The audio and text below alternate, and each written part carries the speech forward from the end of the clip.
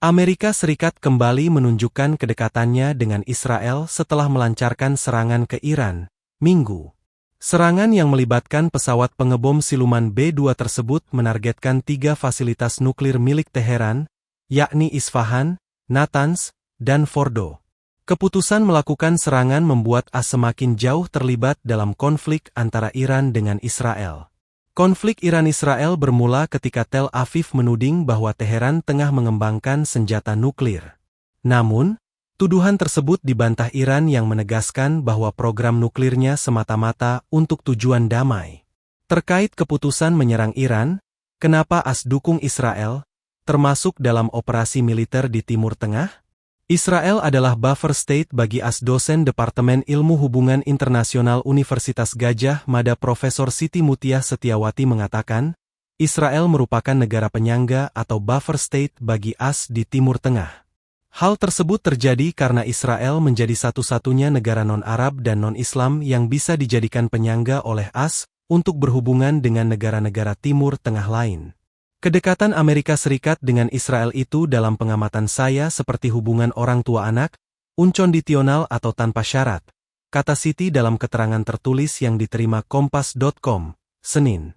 Apapun yang dilakukan Israel akan selalu didukung oleh Amerika, meskipun negara ini melanggar hukum internasional, hukum humaniter internasional, hukum hak asasi manusia, tambahnya. Siti menambahkan, kedekatan antara AS dan Israel tidak hanya dilihat dari serangan ke Iran. AS juga memberikan bantuan politik berupa dukungan atas eksistensi Israel yang menduduki wilayah Palestina lalu berkembang ke bidang ekonomi, militer, dan persenjataan. Bantuan ekonomi meliputi miliar dolar AS per tahun menurut Congressional Research Service. Hampir seluruh bantuan untuk bantuan militer. Jelas Siti. Saya yakin juga ada penempatan pasukan Amerika Serikat di Israel karena dengan penduduk yang hanya sekitar 10 juta orang, Israel tidak mungkin mempunyai jumlah tentara yang memadai untuk perang terus-menerus. Lanjutnya, dinamika politik di internal AS terpisah, Kepala Pusat Riset Politik Badan Riset dan Inovasi Nasional, BRIN, Athikah Nur Alami mengatakan, dukungan ke Israel dipengaruhi oleh dinamika politik di internal AS. Ia menjelaskan, Israel memang memiliki backingan di AS, khususnya dari para pemilih Partai Republik. Faktor tersebut membuat AS menjadikan Israel sebagai sekutu kunci.